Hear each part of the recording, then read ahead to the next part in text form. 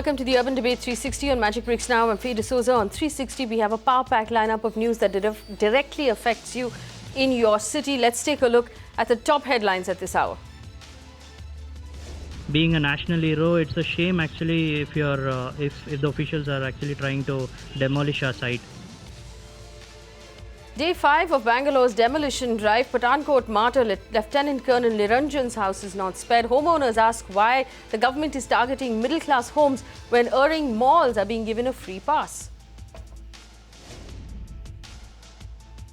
Well, a mega Magic Bricks Now impact. Remember how we told you that the biggest problem with Mumbai's roads is that BMC awards contracts to those who offer to do it for the lowest possible price? That system is going to change. The civic body is willing to consider higher bidders who will ensure quality and pothole-free roads. We have to strike a balance between the interests of the consumers. At the same time, we have to take care to see that the private people also participate in a big way. In the National Capital, home buyers meet Urban Development Minister Venkaiah Naidu express concerns over RERA's powers to safeguard the buyers who are stuck in delays.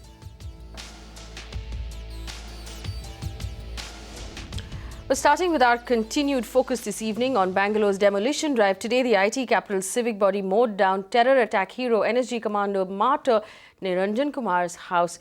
He laid down his life for his country, and despite several pleas from his family members to give them some time, the house was not spared. Magic Bricks Now has been covering the alleged civic apathy from day one. Middle-class families who've now been left with no roof over their head ask why they are being targeted, while several big malls and big constructions built by influential builders are being spared.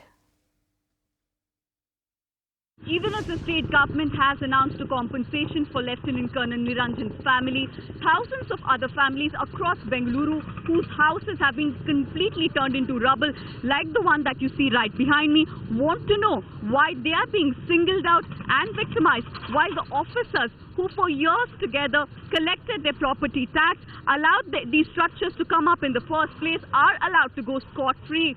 They demand answers from the government, which has undertaken such a hasty demolition spree across the city, as to who those people are who allowed these structures to come up in the first place and why they are not being made accountable and brought to book. In fact, we caught up with Martyr Niranjan Kumar's family. They say they're in a state of shock after losing their son, that they are now left fighting for their homes. Listen in. We haven't got any responses till now, and we haven't got in touch with any of the officials yet now, nor they have actually approached us. Being a martyr's home, it is actually their responsibilities to approach us before they breaking us down. So we haven't got any notice about this, and recently 2 days back they have actually put this markings, and that's what we have got the information. What is your appeal to them? Because I spoke to your mother earlier and she's asking for some time so that you can make alternate arrangements at least. So what's your appeal now? It's the same thing as my mom told.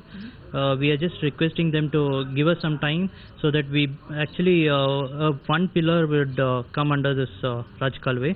So we are requesting them to give us some time so that we can build a new pillar near to that and then demolish the existing pillar. But we are not getting in touch with them. That is the only issue we are finding now. And being Niranjan's brother, I know what he has done for the country. He has sacrificed his life for the country. Being a national hero, it's a shame actually if the officials are actually trying to demolish our site. Being a national hero, they have to consider this, and they have to move forward. He has given his life for the country. One pillar would not do them anything bad, so they should consider this. Well, people across the country are completely shocked. In Bangalore, people are asking if their home is going to be next, because the government has made absolutely no information available to any of us as citizens. We don't know where the government is going to be demolishing next. We don't know how much of your home is going to go. There are no notices being handed out. The BBMP is actually walking around neighborhoods, putting marks with little red pens saying 50 feet or 30 feet or 20 feet. That's what's going to be demolished. People are actually worried. They're having to check their homes on a regular basis, and political parties cutting across party lines are jumping into the fray and beginning a blame game, none of which is solving the problem. The centre and the state governments have assured Lieutenant Colonel Niranjan's family that they will be compensated. I don't know whether they have intentionally done it or just by accident, in the sense, one among many. I think that probably would have been the case. But in any case, I also would like to ask the BBMP to consider it in an alternative, somewhere maybe in a more safer, sanctioned area. They can give an alternative site to him. It's not a site, sir. It's only a pillar that is being broken. Yeah, well, however you look at it, they should be protected. That is also a bad thing, because at least we give the respect for that family who they have given sacrifice for the country. At least for demolition of that house, the alternative system has to be created. Alternative housing has to be given to that family. That at least that state government has to take responsibility. That without taking any alternative steps, it is completely wrong to demolish that house. Completely, it is not disrespect to that family. On one side, you say unauthorized construction is going on, obstructions are being created, nalas are being occupied, old buildings, why you have not demolished? When somebody does something, then you are saying demolition is going on. From Delhi, I cannot interfere. It is called as local self-government, urban local bodies. It is within their jurisdiction. Whatever need to be done, they will be doing. In view of what happened in Chennai, floods, Bangalore, floods, Navi Mumbai, floods, Gurgaon, floods, I have made a public comment saying all the concerned must take whatever possible action with regard to stopping the encroachments, with regard to unauthorized constructions, because that are causing havoc to the larger society. Keeping that in mind, the states will be acting on their own. Center cannot interfere in the affairs of each and every local body. No, nobody is affected because it is encroachment drive. Encroachment they have built on the Rajkal Way. Everybody knows, no owner is living here. Everybody has rented out, enjoying at the cost of the government. And I don't think there is any inconvenience to anybody. It is a government property, government is taking over its property. So the question of inconvenience does not arise. As far as the humanity is concerned? Humanity is the question. Humanity is concerned. If you see on your right side, they're all commercial establishment. Everybody has got a house. They have rented out, they are paying rent to somebody else, some unauthorized person. They can rent out the same building somewhere else and do their business. There is also a house of one martyr, Mr. Niranjan, who sacrificed his life in Pathankot. So, his house has also been almost 5 meters inside. Not 5 meters, it's 1 feet of encroachment is there, that their parents themselves have promised to remove it. I'm grateful to them. By the time we start off 1 feet of, and we have also promised them all the cooperation that they require for removing that 1 feet of encroachment. We have promised. Because when we have taken up such a large drive, we cannot exempt anybody from this, because nobody is above the law. Nobody is above the law. And then also, I'm very, very grateful, and I salute their parents for being so cooperative with us, for agreeing to get the 1 feet of removal. They will remove themselves? Absolutely, they're going to remove it. I'm providing my people also to support them. It is very unfortunate that a national martyr's house is being demolished in Bangalore, that too not without adequate notice. The point is, I do not know whether if he was the sole breadwinner in the family. If that is so, there could not be a greater catastrophe for the family. Having said that, in a country where you cannot construct your own house in your own land, how were the houses constructed in this particular area? And that too, it is being said that these are the land that were encroached upon. And if so, who gave the permission? I am totally appalled and shocked at this kind of a behavior from the Bangalore Municipal Corporation. I mean, after all, we are reflecting our insensitiveness and our lack of decency when dealing with national figures like Colonel Niranjan.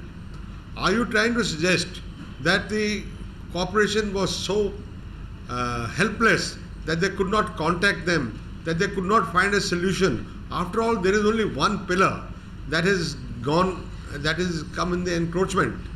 How can they dare to do a thing like this is not is beyond my imagination. I am deeply hurt and I am pained at the insensitiveness of this whole affair. Now, firstly, why was this building allowed to come up at all? We caught up with a man in the saddle who's been spearheading the entire demolition drive that's left several people in Bangalore homeless. Manjunath Prasad is the BBMP Commissioner. And we asked him about the current status of the demolition, how many more homes are going to be lost. And we simply asked him, how will we know if our homes are next? He gave us a very unsatisfactory answer. We have 8 zones. Bangalore Municipal Corporation has a total area of about 800 square kilometers, divided into about 8 zones. And each zone is headed by the joint commissioner and a chief engineer. So we have asked all these 8 zones to go ahead with the demolition. When once the areas that are encroached are marked by the revenue department officials. So today is the 6th day, and about 100 buildings, structures, and some vacant sites which had encroached into our stormwater drains have been cleared of the encroachments.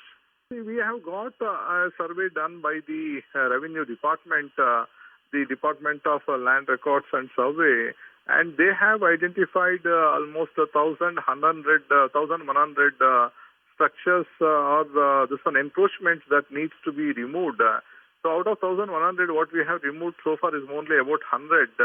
So the Honorable Chief Minister of Karnataka has given us about 4 months' time to clear all those encroachments. So this will go on till all the 1,100 encroachments are removed. One structure which is, partially it is on the stormwater drain. So that we have, if I've told my Joint Commissioner, if it is on the drain, then whatever portion it is there, that has to be removed. But at the same time, government always can make a distinction in providing a compensation for martyrs, and that the government will look into it. In fact, I was with the Commissioner yesterday also in one of the discussions. Commissioner told us how these big fellows are escaping from the system.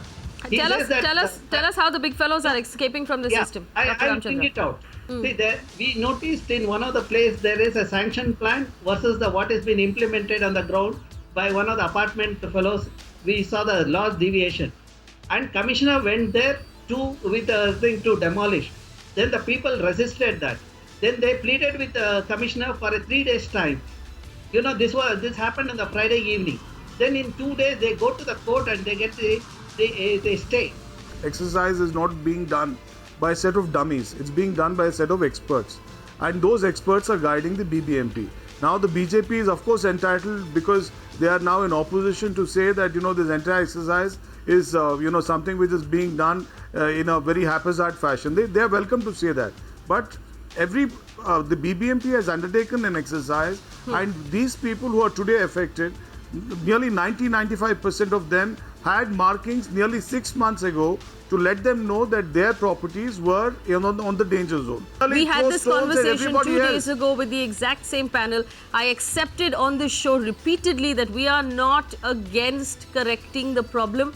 We will stand for more responsible urban development in the city of Bangalore. The problem I have with this entire thing is the manner in which it is being done. He's almost 40-50 kilometers away from where the demolition now is taking place.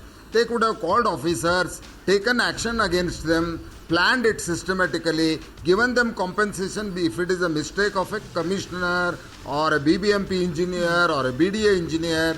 And most of the areas that are now going for demolition were not even in BBMP, just when all these houses were built. The first step they have to do is to identify and crystallize what are the specific illegalities being done by the statutory authorities. To my mind, The first illegality is that the job of a municipal corporation is not there to remove encroachment, that is there to raise illegal construction. If a landowner, which is the revenue department, if they have problems with respect to encroachment, they have powers under the Land Revenue Code to effect the demolition. So Karnataka Land Revenue Code is not being invoked. Instead, the Bangalore Municipal Corporation is being brought in, which is not the authority to remove encroachments. They are there only to remove such construction which is not in accordance with the approved plans. Should we approach the High Court? Yes, certainly. Now, number one, they should clearly say, yes, no, they have to approach the either the High Court or the local courts, because there will be revenue courts, because the job to remove revenue land, that is the government land encroachment, is with the revenue department. How municipal corporation is concerned with it? Tomorrow if a private person says, look, some builder says, look, my land is being encroached by some of my adversary, will the municipal corporation go and remove the encroachment from a private builder's land? No. All these, the BBMP got possession of these lands in 2007 when Mr. Vamnacharya's government was there. Now it's like the cat having eaten the fish, which is now pointing at other people and saying, look, they have to do this, they have to do this, and they have to do another thing. I just pointed out that the councillor is a BJP person, MLA is a BJP man, the BJP MP is there, and now they are the fat cats who have eaten the cream of every transaction, and now they want to blame the Congress party and say, look, these are the loopholes, these are the difficulties, these are the failures. Now this is typically of the BJP. Now this is Mr. Vamnacharya is doing exactly the same thing by blaming us for everything, while it's their own party members who have benefited from this entire transaction. Each one of these violations is primarily because of the local councillor, MLA or the MP. Are also benefited by the most ineffective legal cell in the government department called the BBMP legal cell. Not only stays run for many years, like the 20-30 years that Mr. Brijesh was saying. It's very important for us to understand that some of the demolitions are whole homes of people. Even if you are required to demolish a home that is sitting on a Rajakal way, what's most important, which is done in most civilized governments across the world, is to include a rehabilitation program, at least while these demolitions are being done. So our demand from the government in Karnataka and in Bangalore are two very simple things. Put out and make public the map that the BBMP is following for these demolitions so that we can all tell whether our homes are going to be next. And secondly, if there are any big fish that you are targeting. So if there is a mall that's on your track, if there is a large developer who's on your track, make that public. Let us track the progress of this demolition. If it's all being followed like the government has told us in a very responsible manner, there's no reason why that map should not be made public. Right now, no map has been made public. No notices are being served to the people before their homes are being demolished. The second thing we demand from the government is that people who've been paying their taxes on time, people who have all of their papers in place, should be given compensation for any sort of demolition that happens to their homes. These are two demands that we're putting before the government. If they do not if they do not comply, of course, our advice to citizens is to approach the courts and demand a stay order on any further demolition, demand compensation if you've lost a portion of your home or all of it. Well, moving on to the city of Mumbai, our mega magic bricks now impact. Remember how we talked about the fact that the BMC's tender process is one of the main reasons why Mumbai has such bad quality roads. The BMC is in the habit right now within their system to hand over road making and road maintenance contracts to people who give them the lowest bid. So basically, the company that comes forward and says, I will do it for the cheapest, is the one that gets the contract. It's not right now handed over based on quality of the work or track record of the contractor. Now, the bid, of course, to give Mumbai superior quality pothole-free roads, the BMC, after we've suggested it repeatedly, has agreed to review its tender contract. Sources tell us that future contracts will not be awarded to the lowest bidder. Future contracts will be awarded to companies with higher bids who can assure the BMC of quality. Only then will they be able to bag that contract. Disha Shah sent us this exclusive and extremely heartening report for citizens of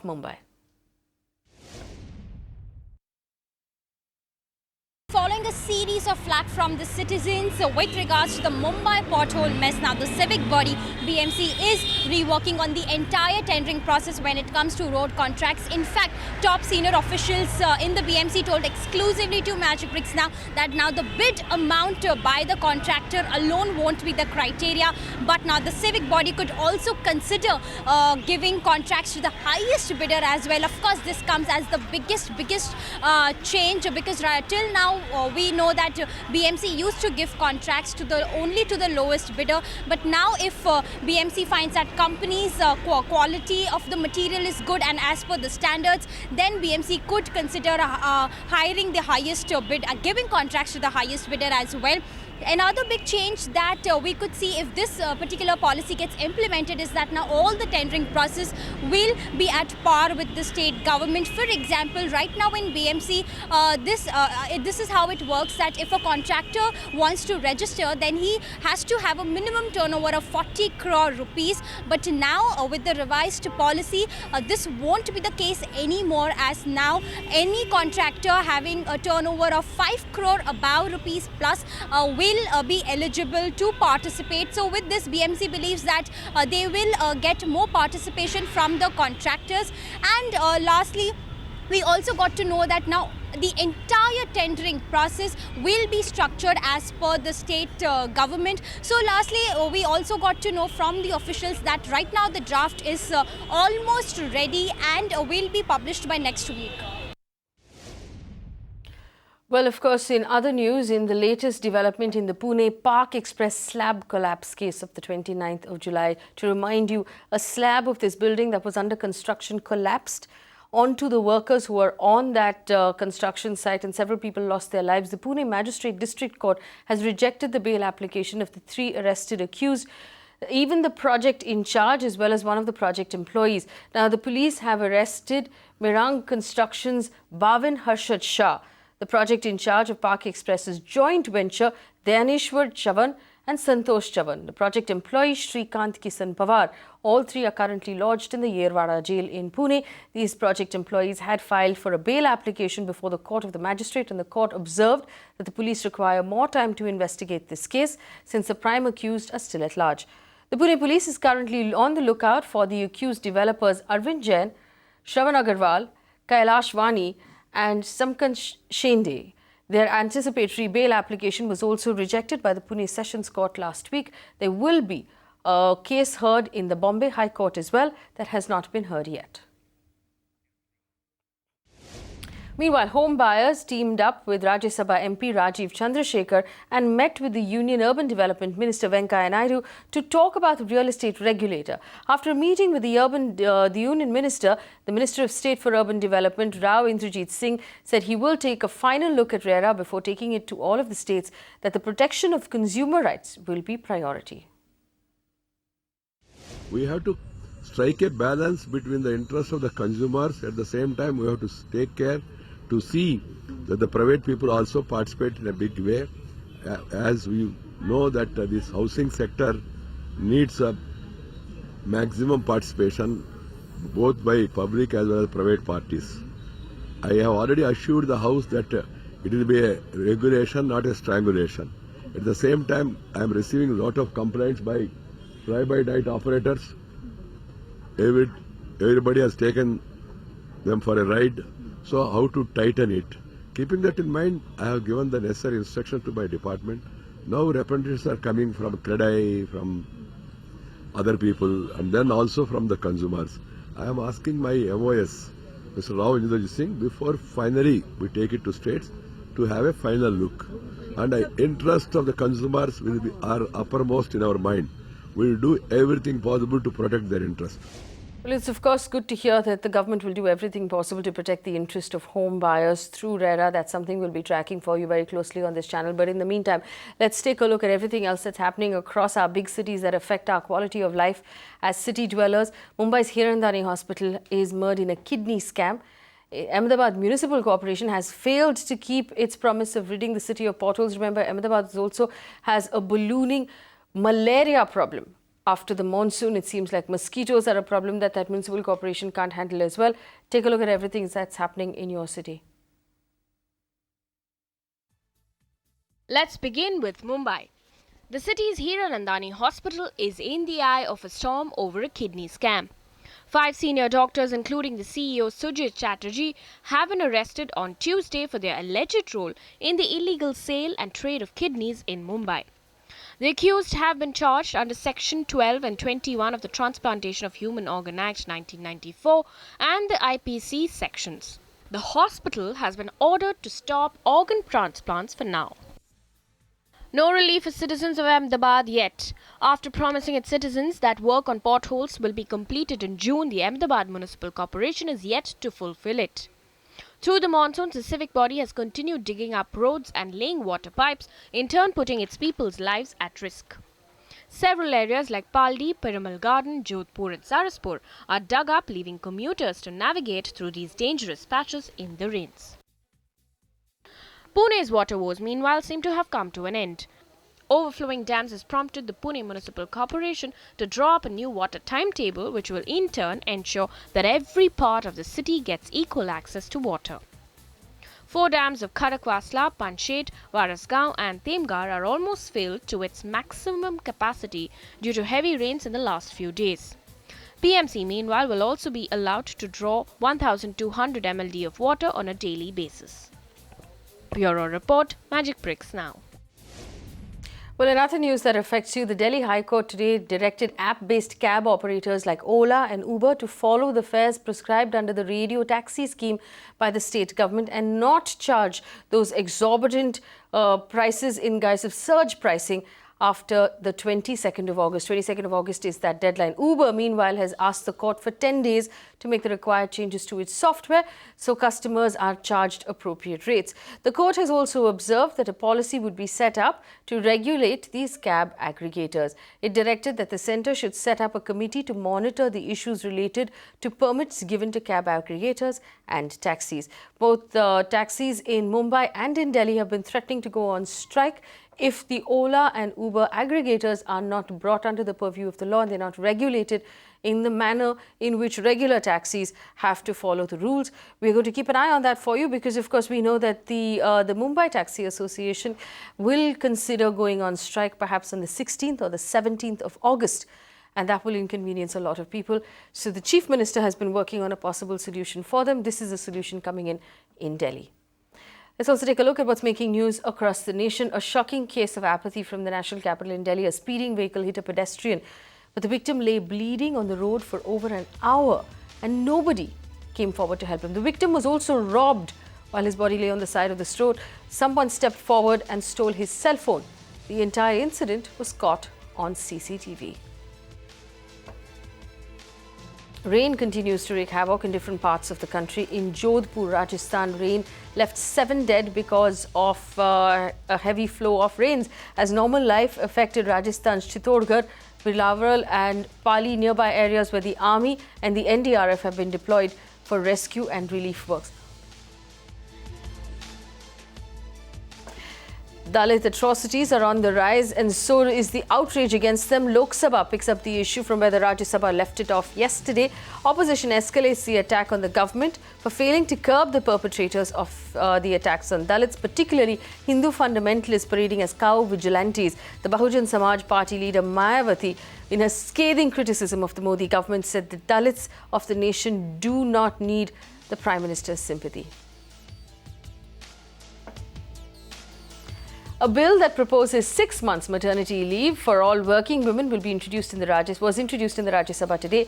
The amendments to the Maternity Benefits Act aims to raise maternity leave for working women from 12 weeks, where it is currently, to 26 weeks. The Union Cabinet gave its nod to the amendments yesterday, making India now listed at number 3 for maternity benefits in the world.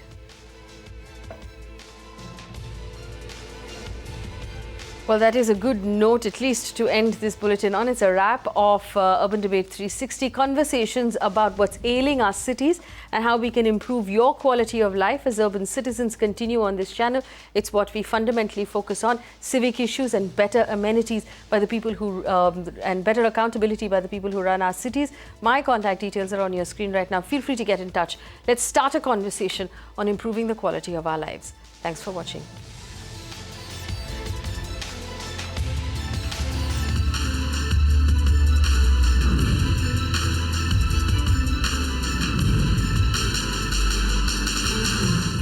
You can watch live TV on our website mpnow.in. Find us on Facebook at facebook.com/magicbricksnow. And don't forget to click the like button. You can also follow us on Twitter at magicbricksnow. To stay updated with all our programming, hit the subscribe button on our YouTube channel by logging on to youtube.com/magicbricksnow.